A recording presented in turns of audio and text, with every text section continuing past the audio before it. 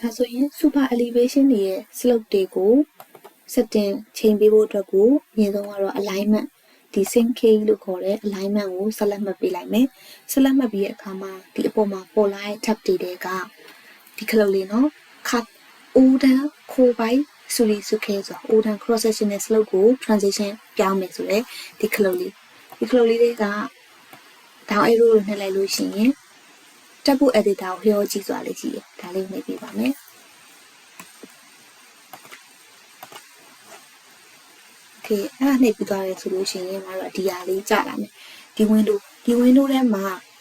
လိုအပ်တာတွေလည်းရှိတယ်မလိုအပ်တာတွေလည်းရှိတယ်အဲ့တော့မလိုတဲ့ tab တွေကိုမတို့ hide လုပ်မယ်လိုတဲ့ tab တွေပဲခြံခဲ့လိုက်မယ်ဟို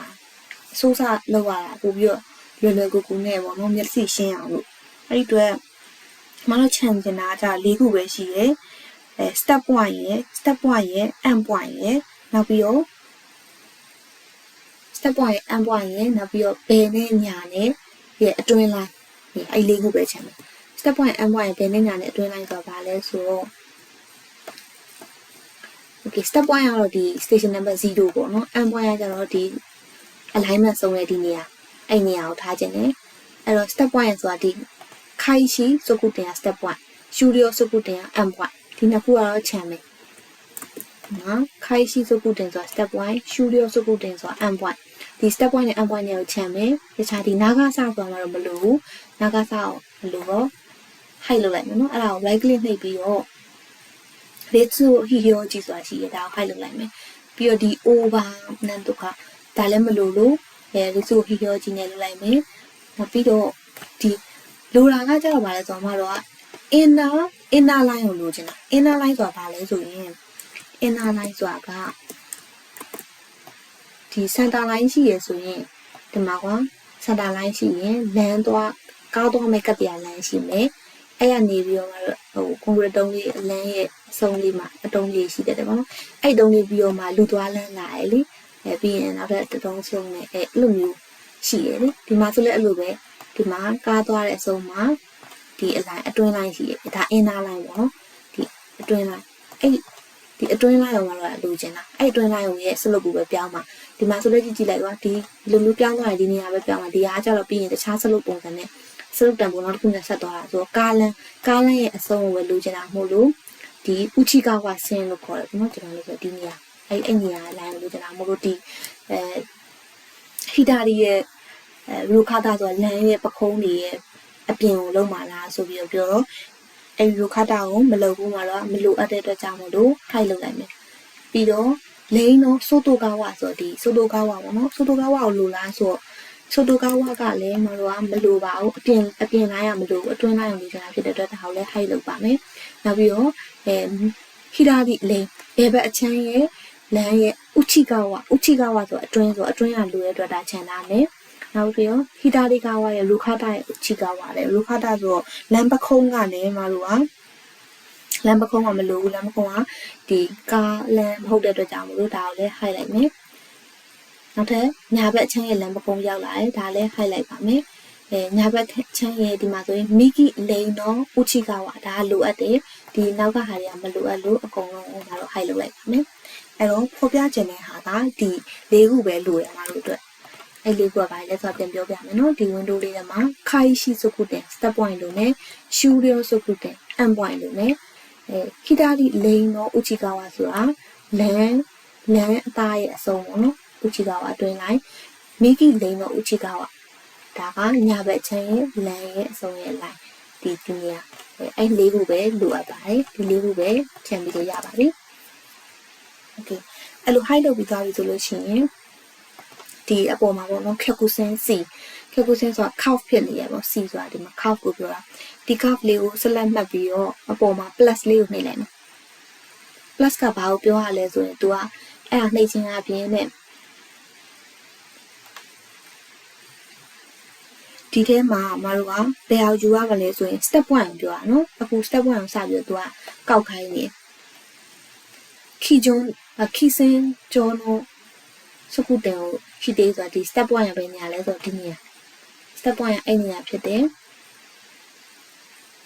ဒီမှာ step 1ကိုလုပ်လိုက်ပြီဆိုလို့ရှိရင်မတို့ကဒီအောက်က list တွေတက်ထပ်ကြလာမယ်ပေါ့နော် အဲ့လိုမျိုးပဲ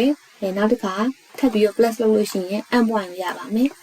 n point ကကြတော့ဘယ်နေရာလဲဆိုရင်ဒီနေရာ n point okay အဲ့ဆိုရင် step point နဲ့ n point နဲ့ကိုယူလိုက်ပြီဆိုလို့ရှိရင်နောက်ထပ်တစ်ခုထပ်ကြလာတယ်ပေါ့နော်အတွင်း line နဲ့အပြင် line နဲ့လုပ်ဖို့အတွက်ဒါဆိုရင်အမတို့ကဒီမှာ setting ချိန်ကြပါမယ်ဒီနေရာလေးကိုကြည့်ပြီးတော့ဒီထဲမှာဘယ်နေရာလေးကိုကြည့်ရမလဲဆိုတော့အဓိကဒီစလုတ်နေရာလေးပေါ့နော်စလုတ်နေရာမှာ 1.5 ဘယ်ကိုညာကို 1.5% နဲ့တွားနေဟုတ်ကဲ့ minus 1.5 เนาะအဲ့လိုမြင်လိုက်ရမှာဆို minus 1.5% เนาะဒီအကုန်ဒီလေးခုလုံး minus 1.5% ဖြစ်ရပါမယ်เนาะ minus 1.5 ဆိုတော့ center line ကကြည့်မယ်ဆိုလို့ရှိရင်ဒီဘက်လည်းအောက်ကိုကျမယ်ဒီဘက်လည်းအောက်ကိုကျမယ်ဒီပုံစံဖြစ်နေရလားလို့ကြည့်မယ် okay အဲ့ဆိုရင်နောက်တစ်ဆက်တော့မယ်เนาะအဲ့ဆိုရင်ဒီထဲမှာ setting ချိန်ကြမရှိရတဲ့အတွက်ဒါလေးကိုဒီ check mark လေးနှိပ်ပြီးတော့ပိတ်လိုက်ပါမယ်ပိတ်ပြီးတော့ဗာဆက်တော့မလဲဆိုတော့ဒီမှာမြင်နေရတဲ့ဒီ external reference AutoCAD 2Dရိုး line ပေါ့နော်ရိုး file ကိုရိုး drawing အတိုင်းငါတို့က Civil 3D object ကိုဖန်တီးပါမယ်အဲ့အတွက်အရင်ဆုံးမှာတော့ sync K ဆိုတဲ့ဒီ alignment လေးကိုဆက်လက်မှတ်လိုက်တယ်ဆက်လက်မှတ်ပြီးတော့ဒီအပေါ်မှာရှိရခုနကနှိပ်ခဲ့တဲ့ခိုးပန်း အိုးတန်းခိုးပိုင်းဆိုရင်ဆိုခဲ့ဆိုခလုံးလေးကိုပြန်နှိပ်ပြီးတော့ဒီအောက်ဆုံးဟာလေးကိုနှိပ်ပြီးပါဒီအောက်ဆုံးကအိုးတန်းခိုးပိုင်းဆိုရင်ဆိုခဲ့ view ကိုဆက်စီ view ကိုဆက်ပြီးဆိုတာဒီလိုပုံပေါ့နော်ဒီလိုပုံအစ်စ်ကိုဖန်တီးမယ်ဒါဟိုဟာရိုးဟို AutoCAD file ဆိုတော့လေဒီဘက်ဒါနဲ့လာပြီးတော့ချိတ်ဆက်မနေဘူးချိတ်ဆက်တဲ့ view ကိုဖန်တီးပါမယ် view ကိုဆက်ပြီးဆိုတာလေးနှိပ်လိုက်မယ်နှိပ်လိုက်ပြီးဆိုဒီ subspace window ကြာလာပါတယ် subspace window ထဲမှာဒီမှာနာမည်ပါရတော့ထူးခြားခြားပေးစီရလို့မလိုပါဘူး okay ဒီအဆင့်ကိုဆက်သွားမယ်နော်ဒီအောက်မှာဆိုရင် check mark တွေအများကြီးပဲဝင်နေရတွေ့ရမယ်ဒီအချိန်နဲ့ချက်တယ်နော်ဒီမှာဆိုရင် check mark တွေအများကြီးဝင်နေတယ်ဝင်နေတဲ့အချိန်မှာမတို့လိုတဲ့ဟာတစ်ခုပဲထုတ်ပြီးတော့တလိုင်းချင်းစီဆွဲမယ်အဲ့တော့မလိုတဲ့ဟာအကုန်လုံးမှာတော့ hide လုပ်လိုက်ပါမယ်check mark တွေလိုက်ဖြုတ်လိုက်မယ်ဒုတိယမြောက် lane လေးတစ်ခုပဲခြံနေမယ်ခဏအကုန်လုံးကို check mark ဖြုတ်လိုက်မယ်အဲ့ဒါကဘာကိုပြောချင်တာလဲဆိုလို့ရှိရင်ဒီ line ကိုပဲ check mark ထည့်ထားရဆိုတော့ဒီ line ကိုပဲသူကမြင်အောင်လုပ်စီလားခဏလေးသူ့ on ထားမှာပြောကြည့်တာပြောကြည့်ဆိုတာ display လုပ်ခိုင်းတာ display လုပ်ခိုင်းမယ်ကျန်တဲ့ဟာအကုန်လုံး load နဲ့ off ထားမယ်ဆိုတဲ့ဘောဘယ် line ကို on နေတာလဲဆိုတော့ Hidari lane တော့ Uchikawa ဆိုတော့ဒီမှာ center line ရှိရဆိုလို့ရှိရင် Hidari ဆိုဒီဘက်ချမ်းပေါ့နော်အဲ့ဘက်ချမ်းဒီဘက်ချမ်းကတော့မပါဘူးဖြောက်ခံလာတဲ့အတွက် line မှာအလန်းမှာ line တွေအများကြီးရှိတဲ့ Heyman ဆိုတဲ့မှာဒီ lane လေးကိုပဲငါတို့ကဒီ align လေးတစ် line လေးကိုပဲဖော်ပြထားမှာဘယ်မှာလဲဆိုလို့ရှိရင်ဒီ order ကိုပဲဆိုတဲ့ view ဆိုတဲ့ဒီ drawing ထဲမှာဒီတစ် line ပဲမြင်အောင်လို့ magic ကိုဒီနေရာကိုပဲထည့်ထားတာပါ okay အဲ့လိုထည့်ပြီးသွားဆိုရင်သူကပုံမှန်အဖြစ်တော့အရောင်လေးကတော့အမဲရောင်ပဲပေါ်မှာပေါ့နော် line အမဲရောင်ဆိုတော့ဒီမှာတော့အဖြူရောင်ပေါ့အဖြူရောင်မဲမြင်ရမယ့်ဟာကိုငါတို့ကတခြားအရောင်တွေနဲ့ဒီလိုမီးခိုးရောင်တွေနဲ့ပွဲထွက်ပြီးတော့ထင်းထင်းလေးမြင်ကျင်လို့ဤလိုဆိုတဲ့ဒီကာလာနေရာမှာ bind block ဖြစ်နေတဲ့နေရာကို click နှိပ်ပြီးတော့ဒီခရမ်းရောင်လေးတန်းခရမ်းရောင်လေးထားလိုက်မယ်မာဂျင်တာရောင်လေးထားပြီးတော့ okay ထားပြီးတော့ဒီအောက်မှာဆက်ပြီးတော့ okay ကိုနှိပ်လိုက်ပါမယ် okay နှိပ်တယ်ဆိုရင်သူကဒီမှာမေးတယ်ငါတို့ဒီ point ရပါတော့ click ကဘယ်နေရာကိုချမှာလဲလို့မေးတော့ဘယ်နေရာကိုချမလဲဆိုတော့ဒီအောက်ဆုံးက drawing ရဲ့အောက်ဆုံးကိုတွားပြီးတော့ဒီမှာမြင်ရတယ်ဒီနှစ် line ရှိရတဲ့အပေါ်နေရာလေးပါနှစ် line ရှိ3 drawing ဆို Jordan view ရဲ့အောက်ဆုံးခါတာခိုးဝိုက်စုခဲဆိုတဲ့နေရာ line ကိုတွားပြီးတော့နှစ် line မြင်ရတဲ့အပေါ် line နေရာမှာ click ချပါ okay အဲ့ဆိုရင်ဒီမှာ drawing က Civil 3D ရဲ့ drawing ပေါ့နော်ဒါ AutoCAD drawing မဟုတ်တော့ဘဲနဲ့ Odan ခိုးဝိုက်စုခဲဆိုတဲ့ဒီ view drawing လေးရသွားပါပြီဒီ view drawing ရပါပြီနော်အဲ့ဒါကဒီ Odan ခိုးဝိုက်စုခဲ view ကိုထည့်တယ်နေပါဒါ view drawing ထည့်ရုံပဲရှိသေးတယ်ဘာမှမချိန်ရသေးဘူးเนาะထည့်တယ်မှာဒီ scale တွေချိန်မှုတွေနောက်ပြီးတော့ slope တွေရဲ့တန်ဖိုးတွေချိန်မှုတွေရှိပါသေးတယ် okay အဲ့တော့နောက်တစ်ဆင့်သွားမယ်နောက်တစ်ဆင့်ကကျတော့ scale ချိန်ရမယ်ဒီမှာဒီ drawing ကဝင်သွားတယ်ဆိုရင်ပဲ scale ကိုကြည့်လိုက်အောင်နော် scale ကိုပြပြမယ်နော်ဒီမှာဒီ line ကဘာ line လဲဒီအဖြူရောင် line တစ် line ရှိတယ်ဒီအဖြူရောင် line တော့မှာလည်းဟိုလွဲနေလို့ဒီအဖြူရောင် line ရှိတယ် ဒီဖြူရောင် line ဒီဘာကိုပူစားပြုလဲဆိုရင် center line ကိုပူစားပြုပါတယ်ဒီမှာခုနက setting ထဲမှာချိန်ခဲ့ဒီ pan ခင်းရောင် line အဲ့ဒါဘာလဲဆိုရင် Hitarikawa ဆိုတော့မတို့ left ဘက်အချမ်းကိုဆွဲခဲ့တဲ့ line left ရဲ့ slope ကိုပူစားပြုတဲ့ line ဘယ်ဘက်ချမ်းရဲ့ slope ကိုပူစားပြုတဲ့ line ကဒီအောက်ကိုရောက်နေနော်တကယ်ဆိုလို့ရှိရင်သူက 1.5 minus 1 ဘယ်ဘက်ချမ်းရဲ့ cross section slope က minus 1.5% ပဲရှိရနော်ဒီ drawing နဲ့ကြည့်မယ်ဆိုဒီ drawing မှာကျတော့ original drawing မှာဒီနေရာလေး minus 1.5% ဒီ drawing မှာကျတော့ဒီနေရာရောက်နေဆိုတော့တအားကိုဟာနေသူက scale မကိုက်ဘူးလို့ပြောမှာပေါ့နော်သူရဲ့ default ပါပြီးသား scale ကမကိုက်ဖြစ်နေတာအဲ scale မကိုက်ဖြစ်နေတဲ့ဟာကိုမတို့ကနေရာရဲ့ scale ရဲ့ကိုပြန်ပြီးတော့ချိန်ပေးဖို့လိုပါတယ်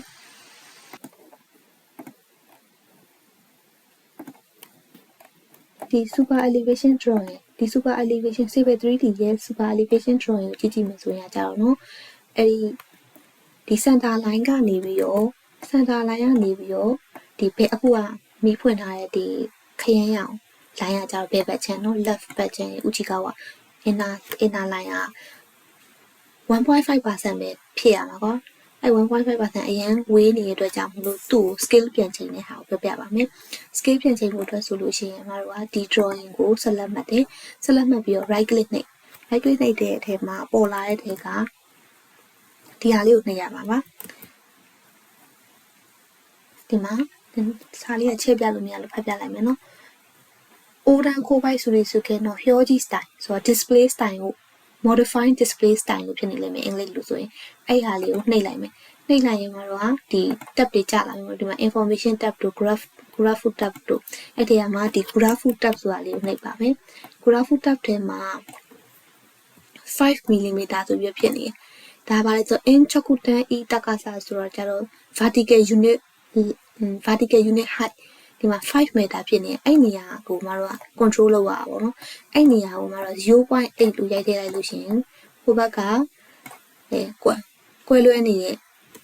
different ကလုံးဝကွက်တိဖြစ်သွားလိမ့်မယ်အဲ့နေရာကို 0.8 လို့ရိုက်ပေးပါနော် 0.8 ဘာကြောင့်ဖြစ်လဲဆိုတာကိုပြီးသွားလို့ရှိရင်မအောင်ပါလေးနဲ့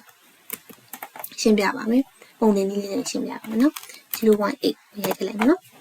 ပြီးရင်တကီရော okay apply okay လုပ်လိုက်ရင်ဒီမှာခုနကဒီဘယ်ဘက်ချမ်းအရောင်ကွဲနေတဲ့ဒီ line အရင်အောက်ကိုကျနေရတယ်အခု 1.5 ဆိုတော့ minus 1.5 နေရာမှာဖြစ်တင်တာအကုန်လုံး minus 1.5 နေရာကိုတသားလေးကျပြီးရောက်သွားပြီနော်အဲ့ဒါက scale ချိန်လိုက်တာပေါ့နော် scale ချိန်ပြီးတော့ငါတို့ဒီသူ့ရဲ့ site တွေကစာလုံးရဲ့ test ရဲ့ site တွေတအားကြီးနေတော့ကြီးရနည်းလေးကွဲလွဲနေပေါ့နော်အဲအကြောင်း i test ဒီ style လေးလည်းနည်းနည်းလေးသေးသွားအောင် 1:500 လေးထားလိုက်မယ်ဆိုရင်ဒီမှာစာလုံးလေးသေးလေးနဲ့ပို့ပြီးကြည့်ရကြည့်လေးဖြစ်သွားတယ်နော် okay ခုနက 0.8 ဆိုတာရအောင်ဘယ်လိုတွက်လိုက်တာလဲဆိုတာကိုပြောပြပါမယ် 0.8 ကိုရဖို့အတွက်ဆိုလို့ရှိရင်မတို့ကဒီပုံတင်လေးနဲ့ထည့်ပြီးတော့တွက်လိုက်ရပါတယ်တခြား drawing တွေဆွဲလို့ရှိရင်လည်းဒီဟာလေးနဲ့ထည့်တွက်လိုက်အဲ့မှာပါအဲ့ခုနက graph tab ထဲမှာကဏ္ဍဘယ်လောက်ရရမလဲဆိုတာသိပါပါလိမ့်မယ် 0.6 ဆိုတာဘယ်ရလာလဲဆိုတော့မတို့ရဲ့ဒီ original ဒါလေးခဏပိုက်လို့ရတယ်ဒါလေးခိုက်လိုက်မယ်ဒါလေးရဒီ original drawing ကွာဒီ AutoCAD drawing လေဒီရဲ့ 1.5% စောင်းနေတဲ့စောင်းဖို့တော့ပြထားတဲ့ဒီ line ရဲ့အကွာအဝေးက 0.6 မီတာရှိတယ်ဒီမှာနော် 0.6 မြင်ရတာမသိဘူးနောက်ကစား 0.6 ဆိုတာ length 0.6 မီတာရှိတယ်အဲ့ဒါကြောင့်ဒီမှာ 0.6 တန်ဖိုးထည့်လိုက်တယ်ထည့်ပြီးတော့ 1.5% ဆိုတာဒီ 1.5% ကိုပြောတာပါ 1.5% ဒါကိုပြောတယ်နောက်ပြီးရင်1000 by 900 1000 by 900ဆိုတာဘာကိုပြောရလဲဆိုလို့ရှိရင်ခုနကမတို့ရဲ့ scale လေ scale က1000 scale နဲ့ဆိုရတာဒီ drawing ဖွင့်တာ1000 scale မလို့1000အခုကပြောင်းလဲလို့900ဖြစ်သွားတာနော်1000 scale နဲ့900ဆိုတာဘာလဲဆိုလို့ရှိရင်ဒီအောက်ကဒီ drawing Jordan view zoo လို့ခေါ်တဲ့ဒီ profile drawing ကိုမတို့ရလာတဲ့ original drawing မှာကျတော့ scale က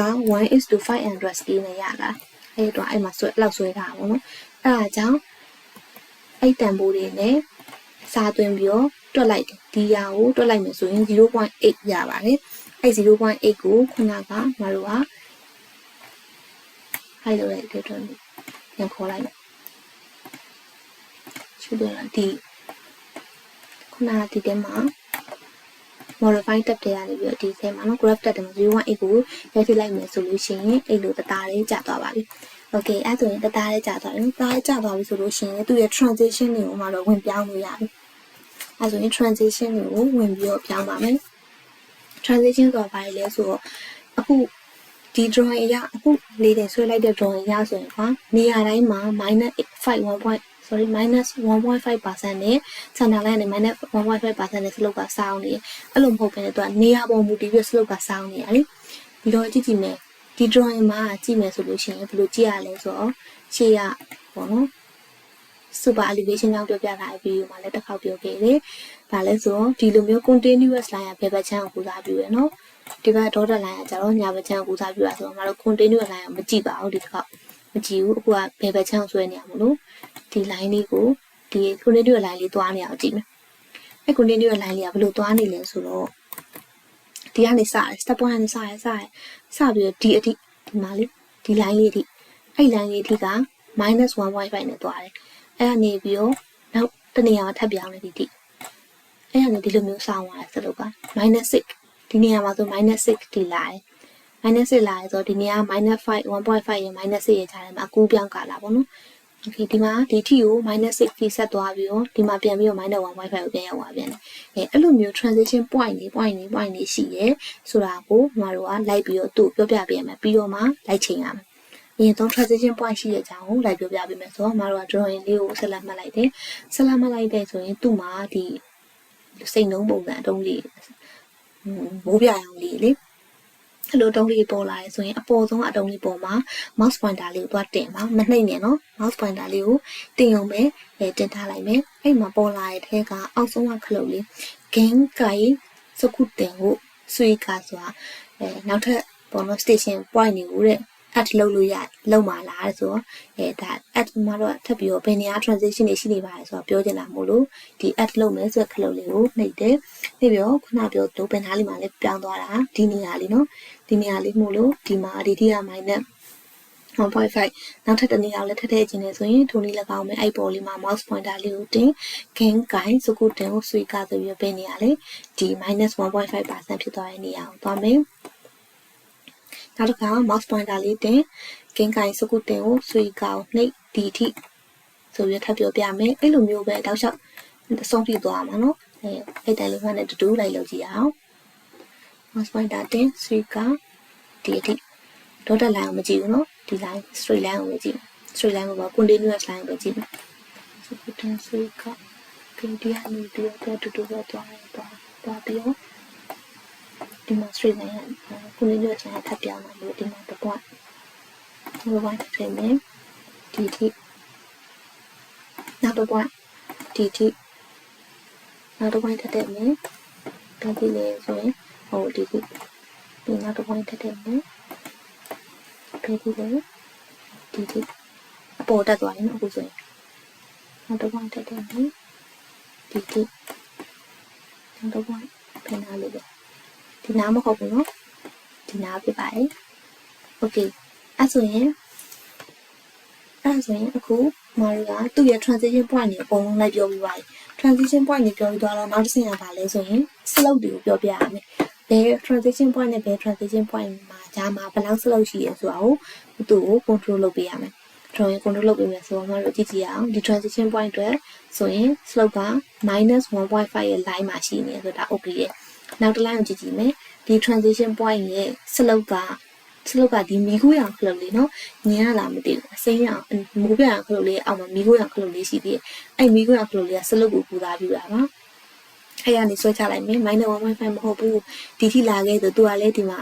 -6% ဆိုပြီးတော့ဟိုဟာ command box တွေမှာလည်းပြနေနော် -6 ကိုသွားမှာပါဆိုအဲ့လိုမျိုးပြောပေးလိုက်မယ်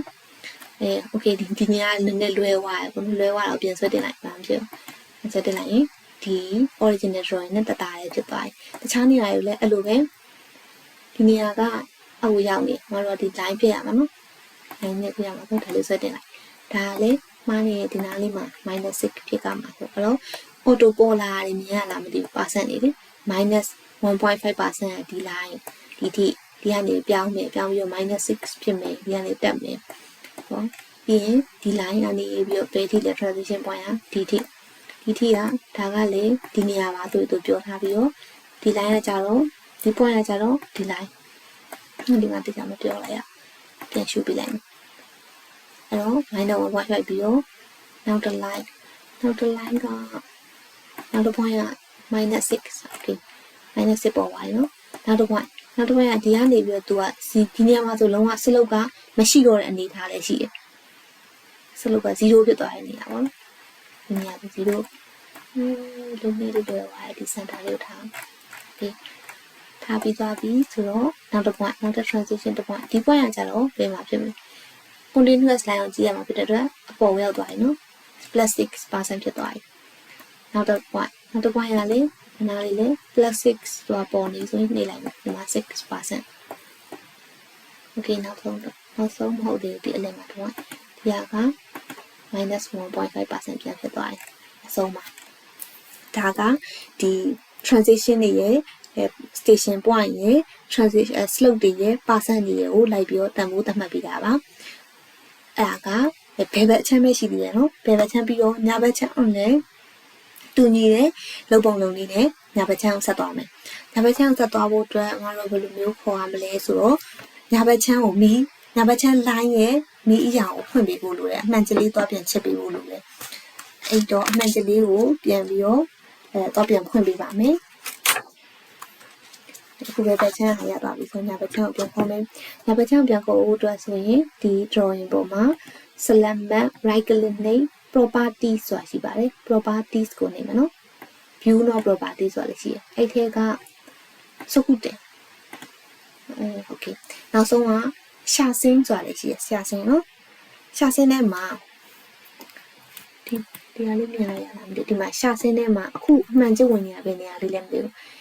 ဟီတာဒီလိန်တော့ဥချိကပါနော်ဟီတာလေးတော့ဘယ်ဘက်ချမ်းဝင်နေရောဒါလေးကိုငါတို့ကဖြုတ်လိုက်မယ်ဖြုတ်ပြီးတော့မီကီလိန်တော့ဥချိကပါနော်မှားတဲ့ဒီမှာဆိုတိုကာဝမဟုတ်ပါဘူးဥချိကဝဆိုတာလေးကိုနှိပ်ရပါပါဒီထဲမှာအမှန်ကျထည့်ပါမယ်ပြီးရင်အရောင်လေးကိုတခြားရောင်ပြောင်းမယ်အစိမ်းရောင်ပြပြထားလိုက်ပြီတခါဒါလေးမှန်ကျဖြုတ်ဟီတာဒီလိန်တော့ဥချိကဝအမှန်ကျတဲ့အရောင်လေးကိုပါကြတော့ဒီအစိမ်းလေးထားလိုက်โอเคတကယ်ရောโอเคအဲ့ဆိုရင်အခုမြင်လိုက်တဲ့အစိမ်းရောင်ကဘယ်ဘက်ချမ်းလဲ right နော်မိဂီလင်းဆိုတဲ့အတွက်ကြောင့်မို့ညာဘက်အချမ်းရဲ့ဥချိကဝါရဲ့ line ဖြစ်ပါတယ်အတွင်း line ဖြစ်တယ်နော်โอเคအဲ့ line ကိုလည်းဘယ်ဘက်ချမ်းမှာလောက်ခဲ့တော့ကဒီလိုမျိုးသူ့ transition point တွေကိုပြောပြပေးမယ်သူ့ slope ဘယ်လောက်ရှိတင်တယ်ဆိုတော့ပြောပြပေးမယ်ဒီတော့ငါတို့ကဒီပေါ်မှာ select မှတ်ပြီးသူကတော်တော်များများဒီမှာ transition point တွေကထည့်ထားပြီးသားဆိုတော့ငါတို့ကလိုက်ရွှေ့လိုက်ရုံပဲအခုဆိုရင်ဒီမှာ transition point ကထည့်ထားပြီးသားဆိုရင်ဘယ်နဲ့ညာနေရ slope တွေကမတူဘူး transition point တွေလည်းမတူတဲ့အတွက်ကြောင့်ပြန်ရွှေ့ပေးရမယ်နော်အရင်ဆုံး transition point တွေကတော့ရွှေ့မယ်ဒီနေရာဒီဟာကိုဘယ်နားလေးလဲဒီနော်ရွှေ့ပေးမယ်နောက်ပြီးတော့ဒီဟာဒါကဒီနာဒါတော့ရွှေ့စရာမရွှေ့လေရတယ်ဒီနေရာအတူတူပဲဆိုokay နောက်တစ် point ကဒီ point ကအခုsorry အခုညာဘက်ချမ်းကိုကြည့်နေရဖြစ်တဲ့ညာဘက်ချမ်းမှာတော့ဟိုပါနော် dotted line ကိုသွားမှာနော် dotted line ကြည့်ပြီးသွားမှာ dotted line ဆုံးသွားတာဒီနေရာပြောင်းလဲသွားတာဒီနေရာနောက်ထပ်ကြည့် dotted line ကဘယ်နေရာမှာပြန်စလဲဒီနားလေးမှာပြန်စဆိုဒါလေးဆွဲယူပြီးတော့ဒီနေရာလာခဲ့ဆိုပြီးခေါ်လိုက်မယ်ဒီမှာတူတူပဲဒီမှာကလည်းတူတူပဲ transition point တူတူပဲဒီမှာလည်းတူတူပဲဒီမှာကတော့မတူဘူးเนาะဒီမှာက dotted line ဒီအောက်ရောက်သွားပြီဖြစ်တဲ့အတွက်ဒီဘက်ကိုဆွဲခေါ်ခဲ့ပါ dotted line ဒီနားလေးဆွဲခေါ်ခဲ့ okay အဲ့ဆိုရင် point တွေရဲ့ location တွေကိုချိန်ပြီးသွားပြီဆိုတော့ slope တွေရဲ့ percent တွေကိုချိန်ရမယ် slope တွေရဲ့ percent တွေကိုချိန်မယ် slope က percent ကဒီနေရာကတူနေเนาะတူနေဆိုဒီမှာဒီ slope ရဲ့ percent ကဘယ်လောက်လဲအပေါ်မှာခေါ်ရမှာเนาะသူပေါ်ခေါ်ရမှာဒီလောက်ပြရမှာသူက +6% ဖြစ်ကမှာဆိုခေါ်ရပြီးတော့ဒီမှာရွေ့သွားလို့ဒါကိုပြန်ပြီးတော့ဒီနားလေးနေရ DMD က -1.5 ဖြစ်တဲ့နဲ့ပြီးတော့မှ +6 ဖြစ်သွားတာဆိုပြီးပြောပြလိုက်တယ်ပြောပြပြီးတော့ဒီဟာကလည်း -1.5 ဖြစ်ရမှာသူဒီနားလေးခေါ်ပဲပြီးတော့ဒီ point တွေက DMD က +6 အဲ့ဒါနဲ့ transition ပြောင်းပေးမယ်ပြောင်းပြီးတော့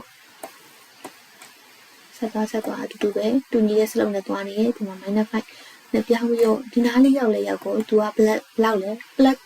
plus 6ကိုပြောင်းပါမယ်နော် plus 6ကိုပြောင်းပြီးတော့ဒီ point လေးမှာလည်းပြန်ပြီးပြောပြရမယ်ဒီဟာ minus 5မှာဒီရှိရမှာပါဆိုပြီးတော့ပြောလိုက်တယ်ဒီ point က black 6ဆိုရင်မှန်တော့သူက6ဆိုပြီးပေါ်လာတယ်အဲ့ရနေပြီးတော့သူက0နေရာကိုသွားမယ်0လေးချက်ကြည့်မယ်ပြီးစင်တာအလုံးလေးအထက်တော့တယ်ဟုတ်ပြီဒါကြတော့ဘယ်ကိုသွားမလဲပေါ်လာအောက်ပဲနော်အခုကဘယ်ဘက် sorry ညာဘက်ချမ်းဖြစ်တဲ့အတွက် continuous line မဟုတ်ပါဘူး dotted line ပြီးတော့ဒီကလည်းဒီအောက်မှာ -6 တင်ဖြစ်သွားပြီဒီကသူ့ရဲ့ turning point ကဒီနေရာဒီမှာ -1.5 နဲ့ပြန်သွားရဆိုတော့ဒါလည်း transition ဘယ်နဲ့ညာနဲ့နှစ်ခုလုံး transition point တွေရဲ့ setting ဒီမှာပြီးသွားပါပြီအဲဆိုရင်နောက်တစ်ဆင့်ဆက်ပါမယ်နော်နောက်တစ်ဆင့်ကဘာကြောင့်လဲဆိုတော့ပြောပြပါမယ်နောက်တစ်ဆင့်ကကြတော့မတို့ကဒီ profile view ထဲမှာလုပ်ရတော့မှာမဟုတ်တော့ပဲနဲ့ cross section ကို control လုပ်တဲ့ sub assembly မှာတွားပြီးတော့ control လုပ်ရပါမယ်ဒါကို sub assembly လို့ခေါ်တယ်နော် sub assembly မှာသူက sub assembly မဟုတ် assembly လို့ခေါ်တယ် assembly ထဲမှာ sub assembly တွေရှိတယ်ဒီမှာဆိုရင်လမ်းသားရဲ့ဘယ်ဘက်ချမ်းလမ်းသားရဲ့ညာဘက်ချမ်းဒီလိုမျိုးတွေဒီလို object တွေရှိတယ်ဒီမှာဆိုရင်ထားတော့ဒီလမ်းသားရဲ့ဘယ်ဘက်ချမ်းကမတို့ဘယ်လို setting နဲ့တွားနေလဲဆိုတော့ဒါလေးပြလိုက်မယ် properties တွေမှာတွားကြည့်မယ် properties တွေမှာအခုဘယ်ဘက်ချမ်းကို select လုပ်ထားတဲ့အနေအထားမှာဒီမှာကြည့်လိုက်တော့သူ့ရဲ့ hover ဆိုတာ width က3မီတာကျယ်လမ်း slope က -2% နဲ့တွားနေအဲ့လိုပြောပြီးတော့ဒီပုံစံနဲ့သူကအထူတွေရှိရပေါ့နော်တလွှာချင်းစီရဲ့အထူတွေရှိရသူကဘယ်ဘက်ချမ်းဆိုတော့ဒီမှာသိချာကြည့်ပေါ့နော်ဘယ်ဘက်ချမ်းဟီတာလီကာဝါဆိုပြီးတော့ဒီလောက်အထူတွေရှိရတလွှာချင်းစီမှာပြီးတော့ဒီနေရာကိုကြည့်မယ်ဒီနေရာအိုးတန်းခိုးပိုင်းစူရီစုခဲကိုရှိရောဆိုတာနားရှိဆိုတာသုံးမထားဘူး super elevation ရဲ့ setting ကိုသုံးမထားဘူးဖြစ်နေတကယ်တော့မတော့ super elevation setting ကိုအခုချိန်ပြီးသွားပြီဆိုလို့ရှင်ဒီထဲမှာလာပြီးတော့ super elevation ရဲ့ setting ကိုဝင်သုံးပါမယ်ဆိုတော့ဒီမှာလာပြီးချိန်ပြီးဖို့လိုတယ်အခုနားရှိဖြစ်နေတော့မတော့အဲ့ဒါလေးကိုချိန်ပြီးဖို့လိုပါတယ်အဲ့ဒါကဘယ်ရောညာရောနှစ်ခုလုံးကိုချိန်ပေးရပါမယ်အရင်ဆုံးမတော့ဘယ်ကိုရင်ချိန်မယ်နော်အဲ့ဆိုရင်ဘယ်ကိုဆက်လက်လုပ်လိုက်တဲ့အနေထားမှာခုနက parameter property ရဲ့ parameter ကိုသွားမယ်သွားပြီးတော့ဒီနားရှိဖြစ်နေတဲ့နေရာလေးကို down arrow ကနေဘာကိုရွေးကြမလဲဆိုတာသိချာလေးကြည့်ပြီနော်နားရှိဖြစ်နေတဲ့အောက်မှာထဲရမမတို့ကဘယ်ဘက်ချမ်းဆိုတဲ့ကြောင့်မလို့ခိတာလီကာဝါကိုပဲကြည့်ရမယ်ညာဘက်ချမ်းကိုမကြည့်ရတော့ဘူးနော်ခိတာလီကာဝါတွေကဆိုတိုကာဝါရဲ့ဥချီကာဝါရဲ့ရှိရနော်မတို့ကအခုအတွင်း line inner line ဝယ်လုပ်နေတာဖြစ်တဲ့အတွက်ဆိုတိုကာဝါကိုမရွေးပါဘူးအဲ့ဒါကြောင့်နောက်ဆုံးကြံနေတဲ့ဒီခိတာလီရှာဆင်းဆိုတာကားသွားတဲ့လမ်းပေါ့နော်ဥချီကာဝါအတွင်း line ကားသွားတဲ့အတွင်း line ကိုရွေးပါမယ်ဒါကြောင့်ဟီတာလီရှာဆင်းဥချီကာဝါဆိုတာကို setting ချိန်လိုက်ပါတယ်ချိန်ပြီးတော့အဲ့ရတဲ့ပုံစံနဲ့ညာဘက်ချမ်းကိုလည်း setting ထဲမှာ property ရဲ့ setting ထဲမှာနားရှိနေရမှာသူကကြတော့ညာဘက်ချမ်းဖြစ်သွားတယ်နော်ညာဘက်ချမ်းဆိုတော့ဘယ်ဘက်ချမ်းတွေကိုကြည့်ကြမလို့တော့မီဂီကာဝါကိုပဲကြည့်မီဂီကာဝါရဲ့ဆိုတိုကာဝါလည်းမဟုတ်တော့သူ့လည်းဥချီကာဝါရဲ့ဆင်းအောင်ပဲရွေးမှာမို့လို့ဒီမီဂီရှာဆင်ဥချီကာဝါဆိုရွေးပါမယ်မီဂီရှာဆင်ဥချီကာဝါဆိုရွေးလိုက်တယ်ရွေးလိုက်ပြီးတော့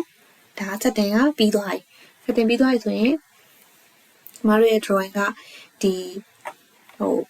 update လုပ်ပေးဖို့လိုရပေါ့ဒီရဲ့ 3D object ကို corridor လို့ခေါ်တဲ့ 3D object ကိုမတို့က update လုပ်ပေးမယ် update လုပ်ပေးဖို့အတွက်ဆိုလို့ရှိရင်ဒီရဲ့ property 2 space prospector တက်တဲ့က corridor မှာဒီမှာဆိုလို့ရှိရင်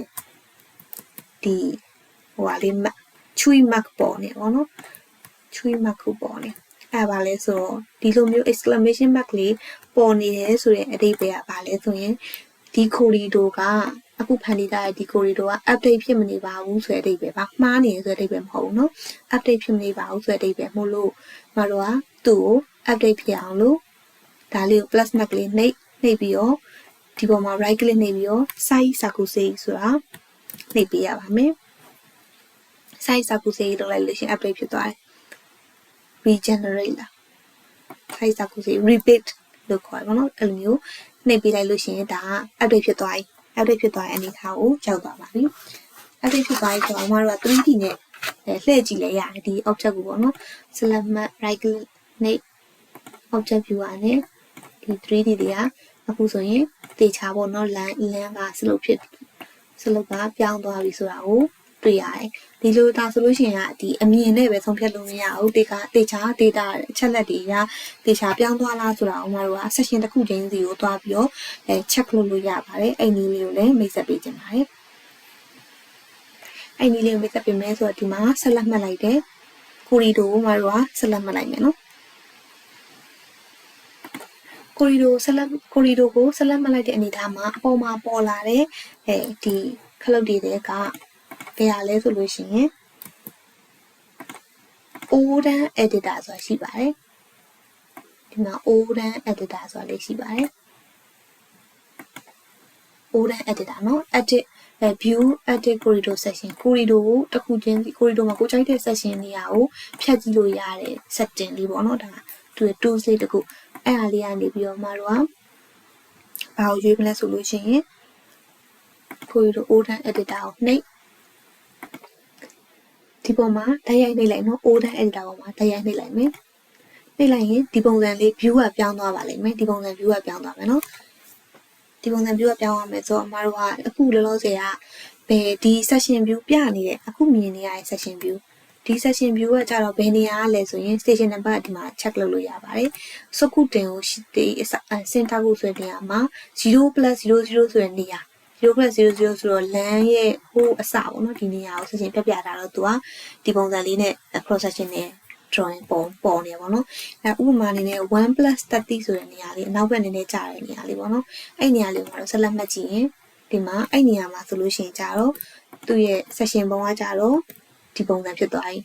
ပြီဒီမှာဆိုရင် minus ဘလောက်နဲ့သွားတယ်ဒီဘက်မှာဆိုရင် plus ဘလောက်နဲ့သွားတယ်ပေါ့နော်အဲ့ပုံစံဖြစ်သွားရင်နော်အဲ့ပုံစံဖြစ်သွားဖြစ်တဲ့အတွက်ဒီမတို့ဆွဲလိုက်တဲ့ super elevation drawing ကအောင်မြင်သွားပါတယ်တခြားနေရာဆိုလည်းတခြားနေရာပြောင်းကြည့်လို့ရှိရင်ဒီ slope တွေကအမျိုးမျိုး section နေရာပေါ်မူတည်ပြီးတော့ slope တွေပြောင်းနေတာကိုတွေ့ရပါလိမ့်မယ်ဒီလိုပုံစံနဲ့မတို့ရဲ့ drawing ကိုဆွဲလိုက်တဲ့ 3D drawing ကိုစစ်ဆေးလို့ရပါတယ်ရှင် Okay အဲ့ဒါကတော့ဒီနေ့မျှဝေပေးခြင်းနဲ့ super elevation ရဲ့ 3D ဆွဲနည်းဖြစ်ပါတယ်ဒီမှာလို့ဆိုရင်တော့ Katako by Surizuke လို့ခေါ်ပါတယ်အားလုံးပဲလုပ်ငန်းခွင်မှာဒီသင်ခန်းစာလေးတွေကိုကြည့်ပြီးတော့လုပ်ငန်းခွင်မှာတရိုက်အသုံးချလို့ရပါစေလို့မျှော်လင့်ပါတယ်ဒီနေ့တော့ဒီလောက်ပါပဲအဆုံးလေးနားထောင်ပေးရတဲ့အတွက်ကျေးဇူးအများကြီးတင်ပါတယ်ရှင်